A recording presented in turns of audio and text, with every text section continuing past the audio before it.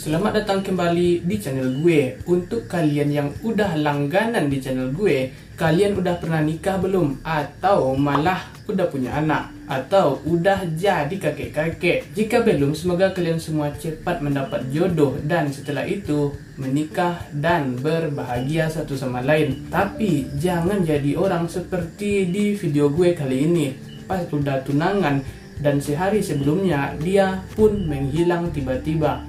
Tidak tahu apa alasannya dan kenapa dia pergi. Lalu kenapa dia menghilang? Apakah dia tidak setuju atau tidak mau sama calon prianya? Atau ada yang dia sembunyikan? Tapi sebelum kita membahasnya lebih dalam lagi, hai semua, nama gue Didis, gue dari Indonesia.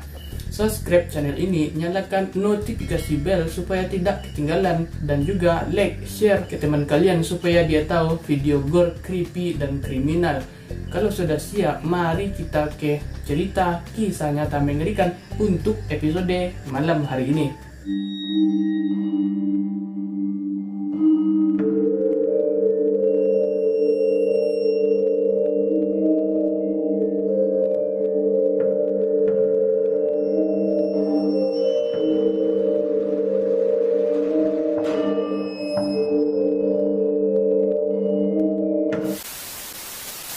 Pada tahun 2015 di kota Leyton, New South Wales di Australia, ada seorang gadis bernama Stephanie Scott.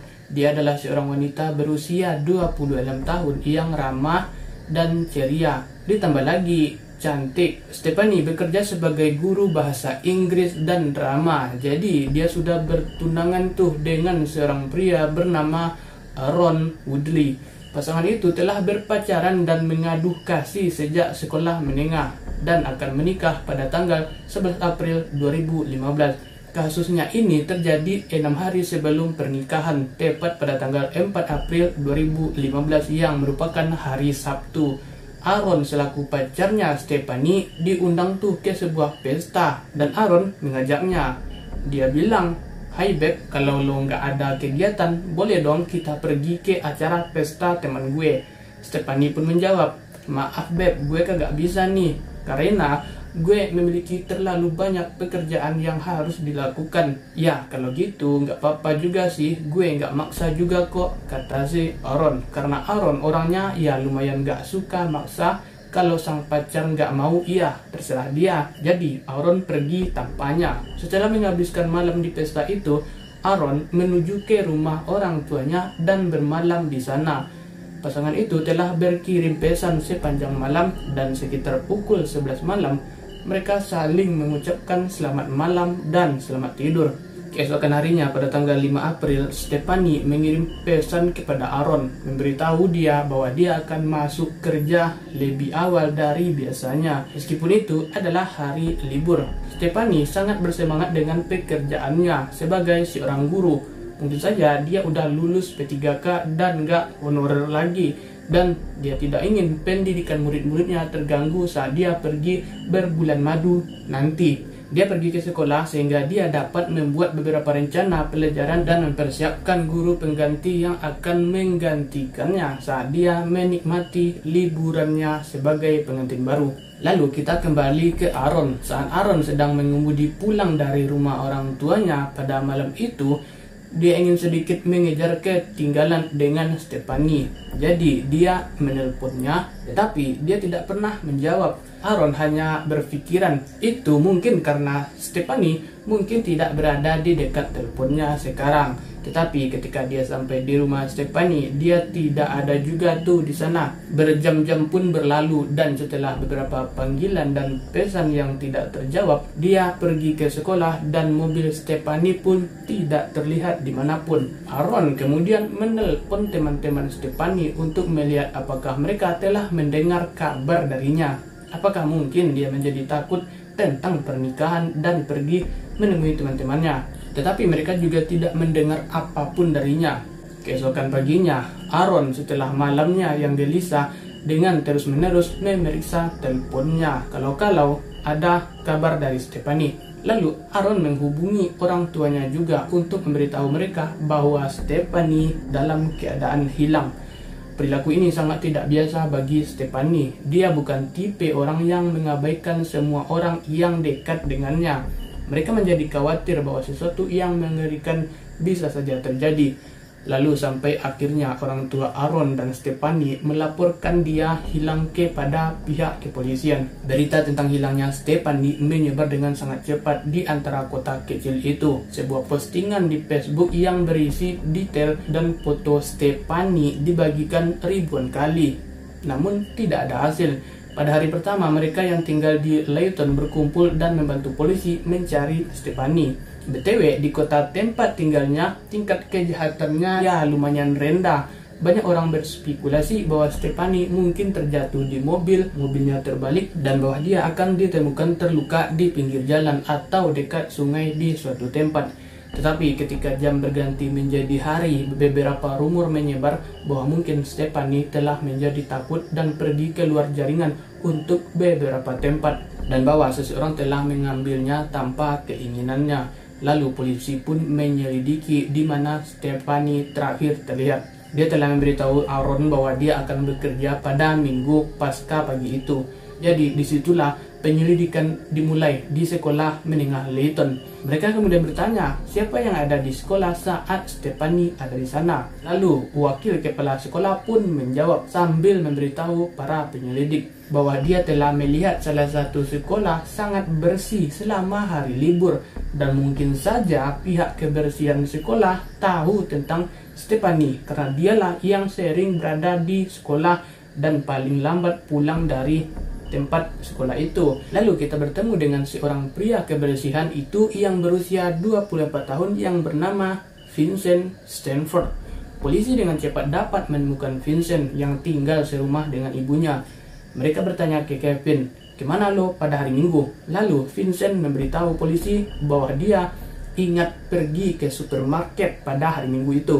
Polisi pergi dan melihat apakah ceritanya benar. Tetapi ternyata supermarket itu tutup tuh di hari Minggu.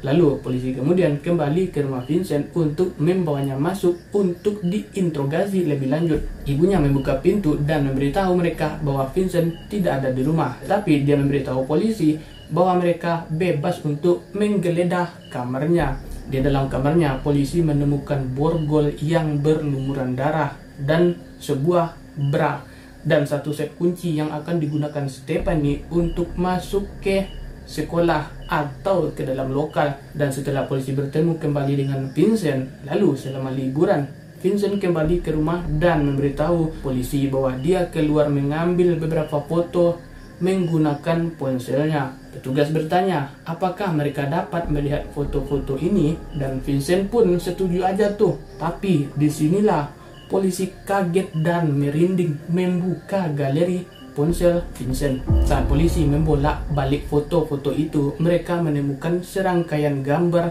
tubuh manusia yang terbakar. Mereka bertanya dong kepada Vincent, "Vincent, foto-foto apa ini?"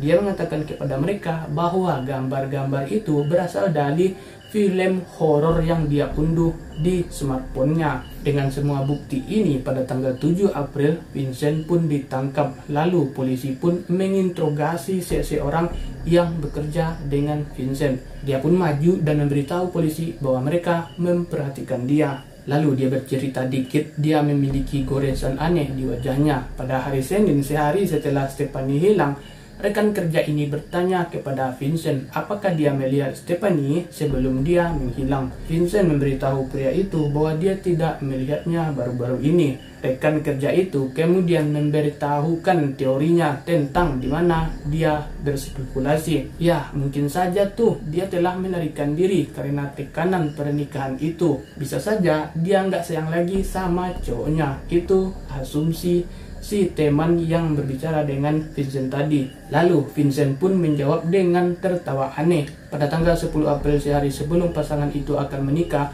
Vincent membuat pengakuan yang sangat mengerikan. Lalu Vincent pun mengaku dan mengakui bahwa dialah yang berada di balik hilangnya Stephanie. Dia menceritakan kepada polisi kisah tentang apa yang terjadi hari itu. Ketika dia melihat Stephanie pada hari Minggu pasca dia memutuskan bahwa dia harus membunuh.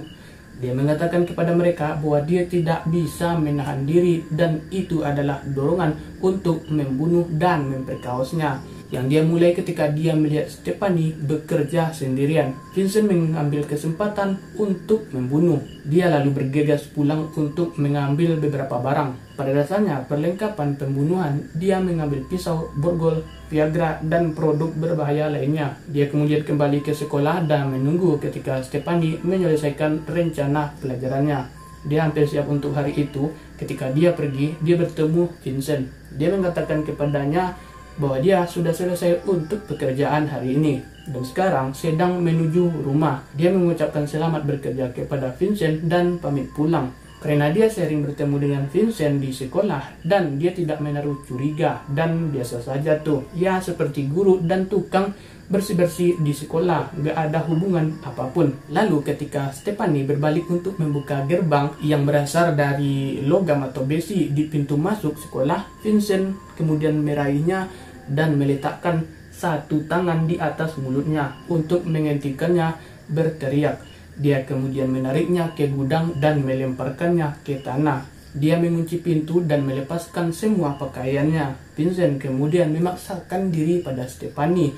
Setelah dia melakukan ini, dia meninju wajahnya lebih dari 30 kali yang membuatnya pingsan. Kemudian dia mengeluarkan pisau dan menusukkan ke leher Stephanie yang ditujukan ke arterinya. Dia dengan tenang mengatakan kepada polisi dia melakukan ini untuk memastikan dia benar-benar mati. Setelah Vincent akhirnya memuaskan keinginannya untuk membunuh, dia pulang dan membuat makan siang untuk dirinya sendiri. Kemudian dia kembali ke sekolah untuk membersihkan dan memasukkan tubuh Stephanie ke dalam bagasi mobilnya sendiri. Dia kemudian mengendarai mobil Stephanie ke rumahnya, di mana dia menyembunyikannya untuk malam itu, dan dia meninggalkan tubuh Stephanie di bagasi semalam. Lalu keesokan paginya, Vincent bangun pagi-pagi dan berkendara sejauh 70 km ke Taman Nasional Kokopra. Vincent kemudian mengeluarkan tubuhnya dari bagasi mobil, melepaskan cincin pertunangannya dan menutupinya dengan ranting-ranting. Lalu dia kemudian membakar tubuhnya. Dan itulah tubuh yang dilihat oleh polisi tadi. Saat dia melihat api membakar tubuhnya, dia mengeluarkan ponselnya dan mengambil beberapa foto sebelum dia kembali dan membuang mobil Stephanie di sebuah ladang. Dia kemudian mengirim cincin pertunangan Stephanie ke saudaranya untuk dijual. Setelah dia melakukan ini, dia pergi bekerja dan melanjutkan hidupnya seperti biasa. Sampai polisi menangkapnya, tubuh Stephanie ditemukan pada hari dia mengakui kejahatannya. Vincent mengatakan kepada polisi bahwa dia tidak terlalu ingat banyak dari pembunuhan itu. Dan dia tidak tahu mengapa dia menyimpan bra itu. Mungkin hanya menginginkan souvenir. Dia mengatakan kepada mereka, dia menjelaskan bahwa apa yang dia lakukan hanyalah cara untuk memuaskan hasrat terhadap untuk membunuh, dan dia tidak merasa sedikit pun bersalah atas apa yang dia lakukan pada Stephanie atau dampak yang ditimbulkannya pada orang-orang yang mencintainya. Dia berkata, ini hanya cara aku diatur. Saya pikir saya telah melakukannya dengan sangat baik untuk hidup dengan orang-orang selama 24 tahun. Saya tidak berpikir ada perawatan untuk ketidakmampuan saya dalam berurusan dengan orang lain. Polisi memeriksa perangkatnya dan melihat riwayat pencariannya. Di sana mereka menemukan pencarian untuk video, beberapa melibatkan mayat. Mereka juga menemukan pencarian untuk pisau pembunuh berantai. Mereka juga melihat jurnal Vincent di dalam jurnal. Polisi menemukan rencana yang mengejutkan untuk menculik dan membunuh seorang gadis berusia 12 tahun bersama dengan tulisan-tulisan dari berbagai wanita di kota yang telah dia ikuti dan catatan aktivitas mereka sehari-hari setelah Vincent didakwa dengan pembunuhan. Mereka juga menemukan bahwa dia telah menunjukkan perilaku kekerasan sejak usia muda. Ketika dia berusia 12 tahun saja, dia mencekik seorang guru yang mengakibatkan dia dikeluarkan dari sekolah dan dimasukkan ke unit kesehatan mental dalam berbulan-bulan. Pada tanggal 11 April, hari yang seharusnya menjadi hari pernikahan pasangan itu, keluarga Stephanie dan Aaron mengundang masyarakat untuk bergabung dengan mereka untuk piknik. peringatan untuk merayakan kehidupan Stephanie. Semua orang yang menghadiri peringatan itu mengenakan warna kuning yang merupakan warna favoritnya. Saudara laki-laki Vincent yakni Marcus Stanford dijatuhi hukuman 15 bulan penjara karena menjadi kaki tangan kejahatan ketika ia menjual cincin Stephanie. Vincent dijatuhi hukuman 15 tahun penjara karena penyerangan yang sangat berat, diikuti dengan hukuman seumur hidup karena pembunuhan. Selalu mengerikan melihat seseorang pembunuh bahkan tidak berpura-pura menyesali kejahatan yang mereka lakukan. Dan karena pembunuhan Stephanie, Vincent masih belum menunjukkan penyesalan atas apa yang dia lakukan. Cukup jelas bahwa Vincent memiliki niat yang sangat jahat yang direncanakan, sehingga diperkirakan dia akan menghabiskan sisa hidupnya di balik jeruji besi karena dia dianggap terlalu mengancam masyarakat. Dan mari kita berharap itu tetap seperti itu, dan juga biarkan saja dia membusuk di penjara. So, jadi itu adalah kisah nyata yang sangat membuat kita sangat kesal karena orang ini sangat jahat dan menyakiti hati pacarnya juga. Menurut kalian, hukuman apa yang seharusnya dijatuhkan kepada si pelaku? Sampai di sini saja kisahnya, dan gue Didis pamit di hadapan kalian semua, dan see you on the next video and bye bye.